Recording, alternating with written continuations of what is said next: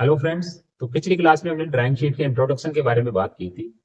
आज हम बात करेंगे ड्राइंग शीट के बारे में। तो ड्राइंग शीट एक पेपर होता है जिसके ऊपर हम जो भी अपने आरेख है वो तैयार करते हैं, इंजीनियरिंग जिसके ऊपर अपने डायग्राम बनाते हैं। अब हमने बात करते हैं कि ड्राइंग शीट जो होती है वो किसकी बनी होती है या कैसे बनती है वो। तो आप जानते हो नॉर्मली पेपर जो बनते थे, पहले जो पेपर बनते थे वो हाथ से बनते थे, आजकल जो बनते हैं मिल या मशीनों द्वारा फैक्ट्री में तैयार किए जाते हैं। तो ड्राइंग शीट भी दो प्रकार की होती है। एक होती है हैंडमेड जो हाथ से बनी होती है, दूसरी मील मेड जो मिल के अंदर बनी होती है। फर्स्ट हम बात करें हैंडमेड, दूसरी मील मेड। दो प्रकार की ड्राइंग शीट हम प्रयोग करते हैं। जो हैंडमेड होती है उसका उपयोग हम नॉर्मल ड्राइंग में नहीं करते हैं। जो हैंडमेड होगी उसका हम नॉर्मल ड्राइंग में नहीं करेंगे, इसका उपयोग करते हैं हम चार्ट वगैरह बनाते हैं, क्योंकि इसका जो कलर होता है नॉर्मली येलो कलर होता है। हैंडमेड किस कलर में आती है? येलो कलर में। और येलो कलर की जो ड्राइंग शीट उनका हम चार्ट बनाने में यूज करते हैं। सेकंड हम बात करते हैं मील मेड। सामान्यतः ड्राइंग बनाने के अंदर इसी का उपयोग करेंगे। जितनी भी अपनी ड्राइंग बनती है वो इसी की बनती है। ये होता है सफेद रंग का कागज। इसी के अंदर इंजीनियर अपने सारी ड्राइंगे तैयार करते हैं। इसमें आपको इतना ही याद रखना है, दो प्रकार के ड्राइंग पेपर हम यूज करते हैं, हैंडमेड और मील मेड। हैंडमेड के अंदर हम चार्ट वगैरह बनाने में यूज करते हैं, मील मेड का हम अपने नॉर्मल ड्राइंग बनाने में यूज करते हैं। सेकंड बात करते हैं ड्राइंग शीट जो होती है उसकी क्या क्या विशेषताएं होनी चाहिए, उसके अंदर क्या क्या गुण होने चाहिए। फर्स्ट गुण तो क्या होना चाहिए कि वो अच्छी क्वालिटी की होनी चाहिए। उसके अंदर जो भी हम डायग्राम बनाए, जैसे मान लो उसके अंदर पेंसिल का यूज करने वाले हैं, तो पेंसिल का जो डार्कनेस है वो कालापन है उसके ऊपर फैलना नहीं चाहिए। फर्स्ट कंडीशन तो ये होनी चाहिए, यानी उसके अंदर स्याही नहीं फैलनी चाहिए। पहला गुण क्या होना चाहिए? स्याही नहीं फैलनी चाहिए। ठीक है। दूसरा, उसके अंदर किसी प्रकार की सलवटें नहीं होनी चाहिए। क्या नहीं होनी चाहिए? सलवट नहीं होनी चाहिए, यानी कहीं से मुड़ी हुई नहीं होनी चाहिए। थर्ड की अगर हम बात करते हैं, थर्ड गुण क्या होना चाहिए? वो बिल्कुल सफेद होनी चाहिए, एकदम व्हाइट होनी चाहिए। अब सफेद क्यों होनी चाहिए? क्योंकि जो भी हम कलर पेंसिल यूज करेंगे उसके अंदर, चाहे वो ब्लैक हो रेड हो, अगर आपका पेपर व्हाइट होगा ड्राइंग शीट का तो उसके अंदर वो बाहर आपको सही दिखेगा, वो लाइनें आपको सही दिखेगी। एंड लास्ट आपकी क्या होना चाहिए? वो थोड़ी सरफेस जो उसका होना चाहिए चिकना होना चाहिए, स्मूथ होना चाहिए। या चिकनी, चिकना, चिकनी सतह होनी चाहिए उसकी। ठीक है। तो ये कुछ बेसिक गुण है जो उसके अंदर होने चाहिए। उसकी सरफेस कैसी होनी चाहिए? स्मूथ। तो ये ड्राइंग शीट की विशेषता है जो उसके अंदर होनी चाहिए। अब यहाँ से तो नॉर्मल क्वेश्चन नहीं पूछता, लेकिन एक बेसिक चीज अपने को पता होनी चाहिए। क्वेश्चन पूछता है फिर ड्राइंग शीट का आकार के बारे में।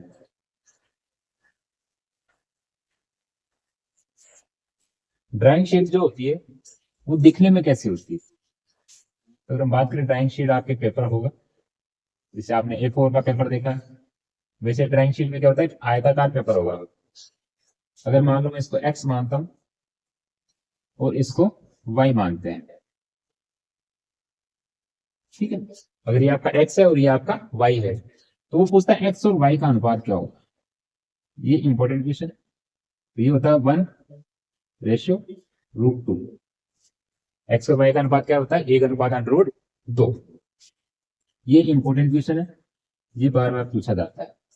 इसके अलावा अगर हम बात करें कि अगर इन दोनों को गुणा कर दें, X into Y is equal to आपका आता है 1 मीटर स्क्वायर। ये भी एक इंपॉर्टेंट क्वेश्चन है। यानी आपसे पूछ सकता है सबसे बड़ी जो ड्राइंग शीट है उसका क्षेत्रफल 1 मीटर स्क्वायर। सबसे बड़ी ड्राइंग शीट का क्षेत्रफल कितना होगा? 1 मीटर स्क्वायर। उसकी लंबाई और चौड़ाई को अगर मल्टीप्लाई करते हैं तो अपने पास 1 मीटर स्क्वायर आंसर आता है। तो अब बात करें ड्राइंग शीटों के प्रकार यानी कितने प्रकार की ड्राइंग शीट होती है जो हम यूज करने वाले अपने शीट बनाने में यूज करते हैं।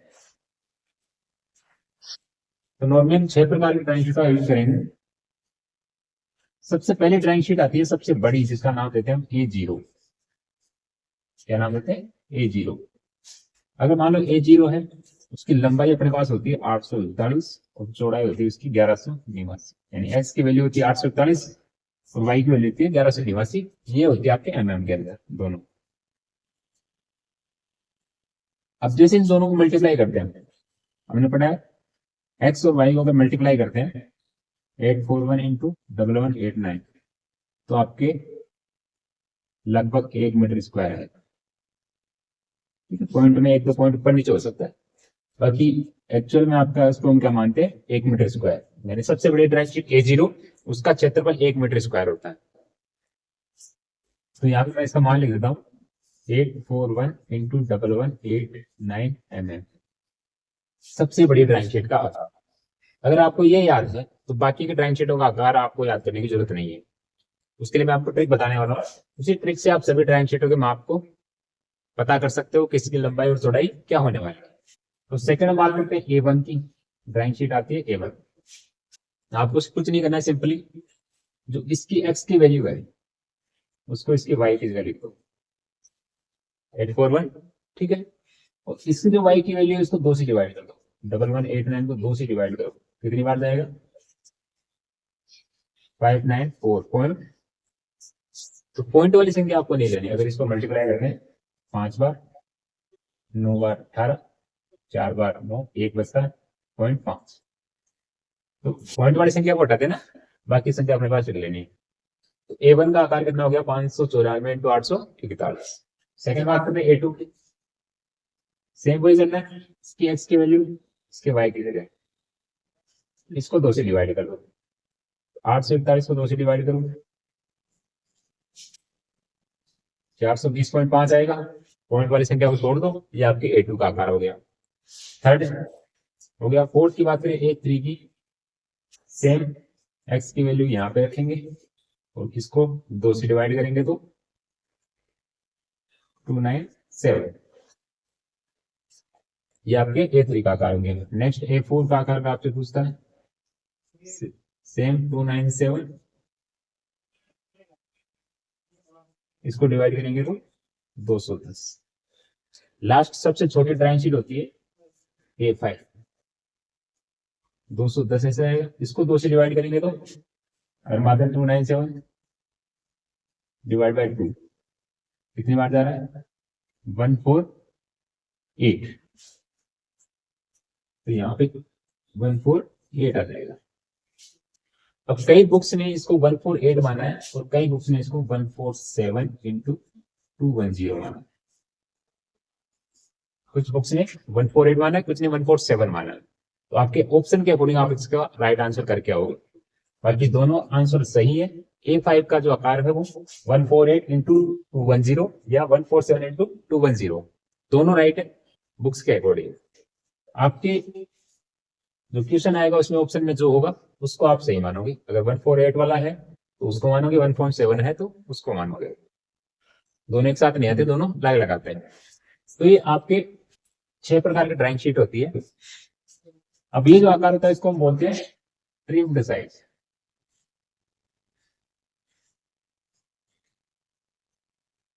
ट्रिम्ड साइज, ट्रिम्ड का मतलब होता है कटा हुआ हिस्सा, यानी वो हिस्सा जो हम यूज करने वाले। अब देखो ड्राइंग शीट जो होती है आपकी कॉपी के अंदर पेज आता है, उसका पूरा हिस्सा हम यूज नहीं करते हैं। उसके अंदर ऊपर कुछ जगह खाली छोड़ते हैं, लेफ्ट में या राइट में कुछ जगह खाली छोड़ते हैं, और कुछ हिस्सा जो होता है वो हम यूज करते हैं।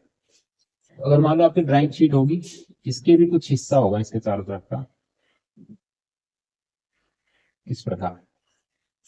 तो जो अंदर वाला हिस्सा है, ये जो 4 लाइनें हैं, ये जो आकार आएगा वो आएगा आपका ट्रिम्ड साइज, जिसको बोलते हैं ट्रिम्ड साइज। और जो बाहर की लाइनें हैं ये होता है अनट्रिम्ड साइज, बिना कटा। अब ट्रिम्ड अनट्रिम्ड या इससे ड्राइंग शीट से रिलेटेड और भी बहुत सारी बातें हैं जो हम आगे वीडियो में करने वाले हैं। अभी आपको इन चीजों का ध्यान रखना है। Drawing sheet A0, A1, A2, A3, A4 और A5 6 प्रकार की ड्राइंग शीट है। सभी का आकार आपको याद होना चाहिए। अगर आपने A0 का याद कर लिया तो बाकी का याद करने की जरूरत नहीं है, सीधा आप क्या करोगे, फर्स्ट का एक्स की वैल्यू दूसरे की वाई वैल्यू हो जाएगी, और फर्स्ट की वाई वैल्यू में 2 से डिवाइड करके सेकंड की एक्स वैल्यू याद कर लेंगे। इस प्रकार आप सभी ड्राइंग शीटों का आकार याद कर सकते हो। अब एक चीज और आती है आपके, वो क्या है, इनके क्षेत्रफल को लेकर। ये आप लिख सकते हो, दो शीटों का क्षेत्रफल का अनुपात 1:2 होता है। तो यहां से 2 अनुपात आपके सामने आए हैं। एक जो भी ड्राइंग शीट होगी उसकी एक्स और वाई के बीच का अनुपात, यानी लंबाई और चौड़ाई का अनुपात कितना होता है, 1:2।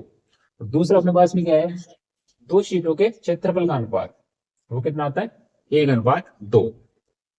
इसी चीज को हमने यूज करके यहाँ से ड्राइंग शीटों का आकार हमने निकाला है। कैसे, इसका जो भी है, इसमें से दोनों में से एक चीज को हाफ करोगे तो दूसरे का क्या होगा, जो क्षेत्रफल होगा, परिणाम जो निकलेगा वो क्या आएगा, आधा आएगा। जैसे कि हम बात करें एग्जांपल से, एक की लंबाई 2 है, चौड़ाई 4 है, क्षेत्रफल कितना हो गया, लंबाई इंटू चौड़ाई 8 हो गया।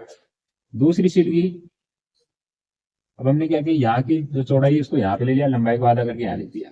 ठीक है, एक चीज को आधा करके हमने लिख दिया, दोनों गुणा करेंगे कितना आ रहा है, 4। दोनों के बीच रेशियो क्या आ रहा है, 2:1। तो एक की जो लंबाई है वो आधी कर देंगे या चौड़ाई को आधी कर देंगे तो क्षेत्रफल भी आधा हो जाता है। अगर बात करें, अब यहाँ पे अगर देखते हो आप, A0 है अनुपात A1 है, तो यहाँ पे रेशियो क्या निकल के आएगा, ये आपका 8 था, ये आपका 4, दोनों को काटेंगे तो 2:1, यानी A1 जो है वो A2 से आधी है। इस प्रकार हम क्या कर सकते हैं, इनके क्षेत्रफल का और इनकी लंबाई और चौड़ाई का अनुपात याद रख सकते हैं। ठीक है, नेक्स्ट हम पढ़ेंगे ड्राइंग शीट का अभिविन्यास, और या जिसको हम बोलते हैं लेआउट ऑफ ड्राइंग शीट। हम बात करने वाले थे ड्राइंग शीट की अभिविन्यास के बारे में या ड्राइंग शीट के लेआउट के बारे में। तो लेआउट के अंदर हम ड्राइंग शीट की पूरी जो वर्किंग प्रोसेस है, उसके अंदर जो भी साइंस वगैरह होते हैं, जो चिन्ह बने होते हैं, उनके बारे में समझते हैं और उनका यूज कैसे करते हैं उनके बारे में पता लगाते हैं। तो यहाँ पे आपको 3 लाइनें दिख रही होगी, बाहर वाली को बोलते हैं अनट्रिम्ड।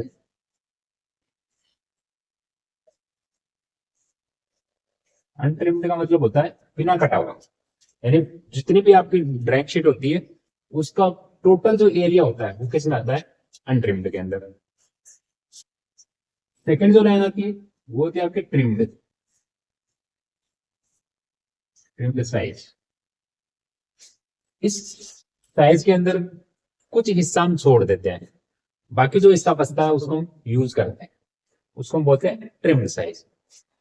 थर्ड जो होता है, अंदर वाली जो रेखा है इसको बोलते हैं बॉर्डर रेखा।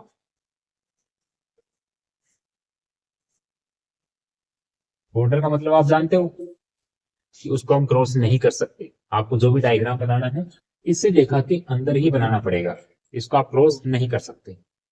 तो पहला हो गया अनट्रिम्ड साइज, बीच वाला ट्रिम्ड साइज, और तीसरी बॉर्डर रेखा। अब इनके बीच का जो अंतर है उसको हम बोलते हैं मार्जिन। क्या बोलेंगे, मार्जिन। मार्जिन क्या होता है, ट्रिम्ड और अनट्रिम्ड के बीच का जो हिस्सा बच गया, ये जो हिस्सा बच रहा है यहां से लेके यहां तक का, इसको हम बोलते हैं मार्जिन।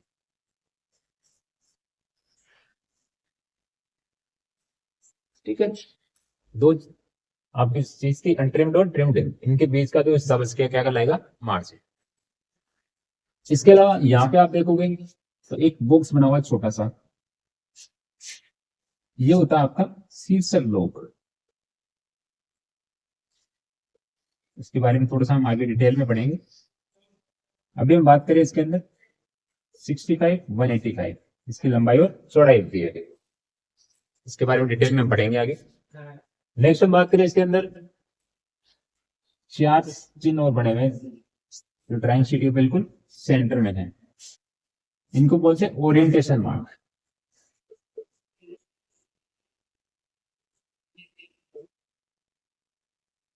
ओरिएंटेशन मार्क, अनुस्थापन बिंदु।